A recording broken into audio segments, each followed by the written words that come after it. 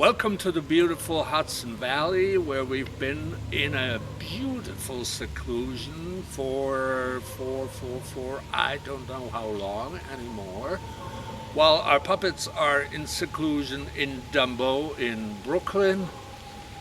So we won't be able to introduce them. Well, we will try to introduce them right now.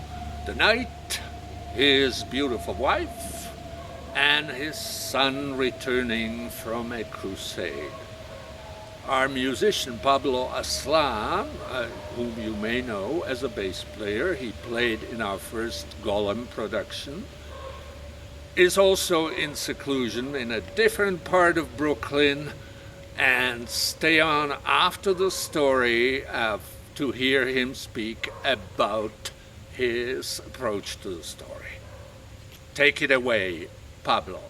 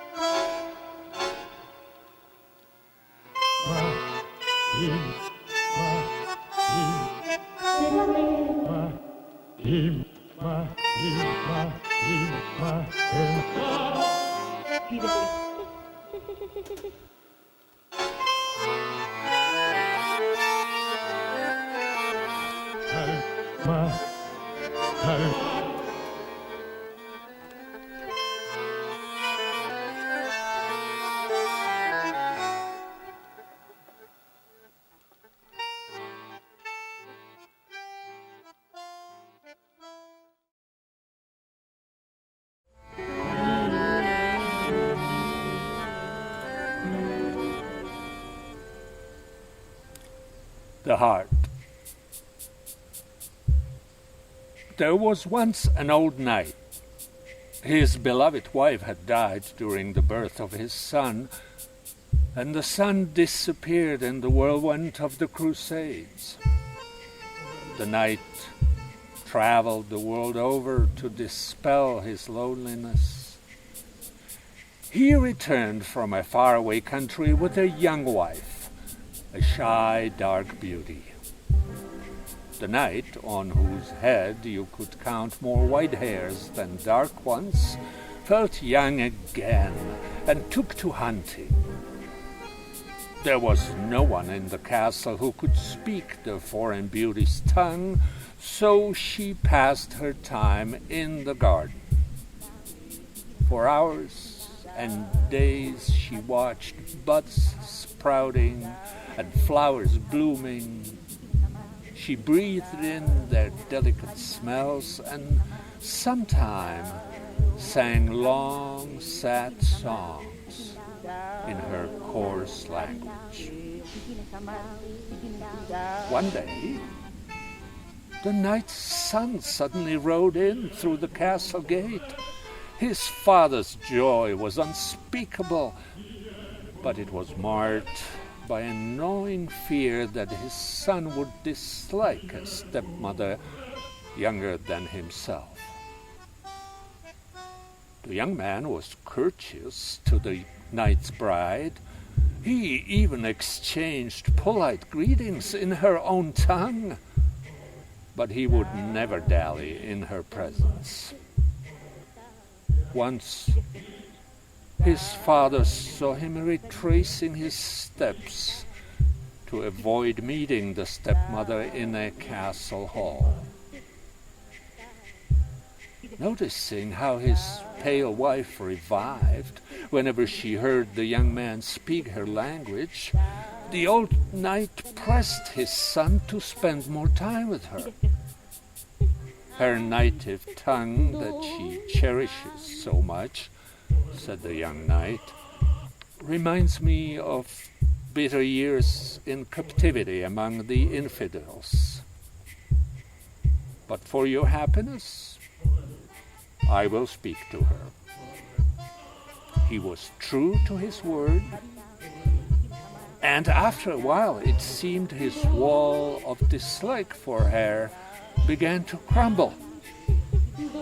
His father noticed the change with pleasure. One day, the old knight returned from a long hunt. His trusted servant greeted him with tears in his eyes. "What happened? Is anything wrong?" asked the knight, jumping down from his horse. "Everything is wrong," cried the servant. "Why didn't I die rather than to bear you such terrible news?" "What news?" The knight shook the ancient man till his bones rattled. "Tell me, is it my wife or my son?" "Both of them," sobbed the servant. "Are they dead?" "They're making love in your own bed." The knight swayed hearing those words. He might have fallen to the ground if he hadn't grabbed the stirrup strap with both his hands. He didn't answer the servant's anxious questions, and when he felt some strength returning to his limbs, he pulled himself up into the saddle. Then he rode back into the dark forest.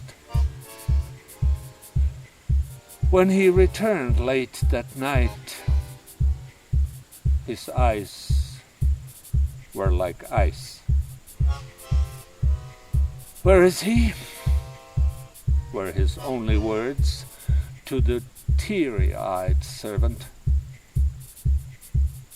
"In the garden," rasped the ancient man. Followed by the sobbing servant, the knight walked stiffly to the garden. There, under a trellis covered with hundreds of roses, he found his son. And without a word, he thrust his sword through his chest.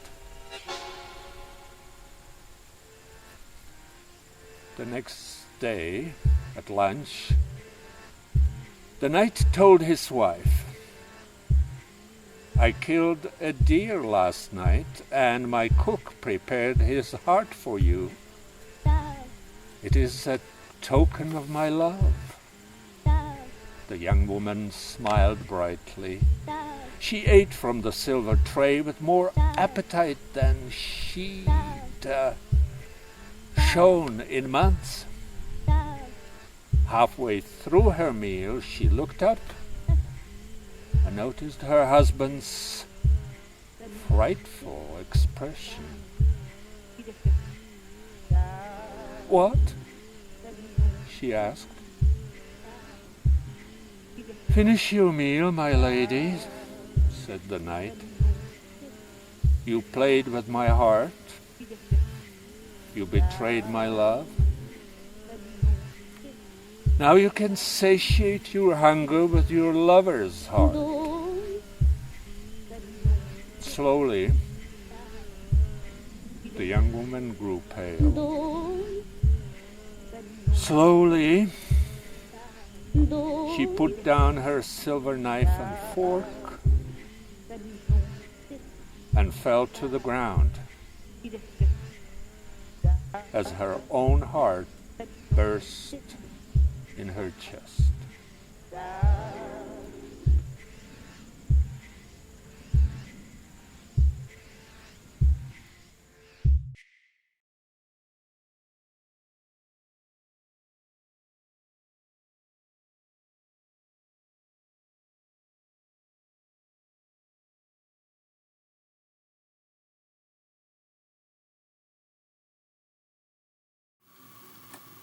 Hi, I'm Pablo Aslan from my studio in Brooklyn, New York. This was a lot of fun to do this piece. Vít's reading and the story is really fantastic. The way I decided to approach it is I had a sound for each one of the three characters: the knight, the son, and the wife. And so I decided to have different sounds to signify who they were. So for the knight, I have a bandoneon.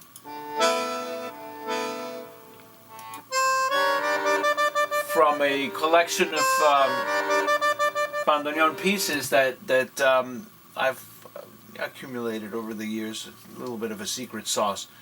And so I manipulated it, I chopped it up, reversed it, sometimes transposed, and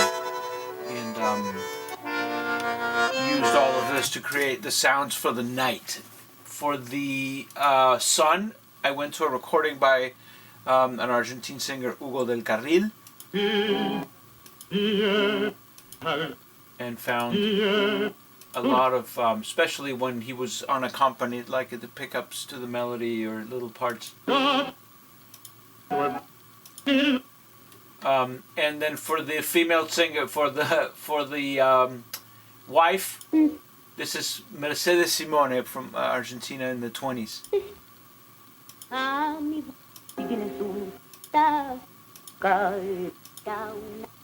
Anyway, each one of those three took, a session just of digging around, which I enjoy a lot.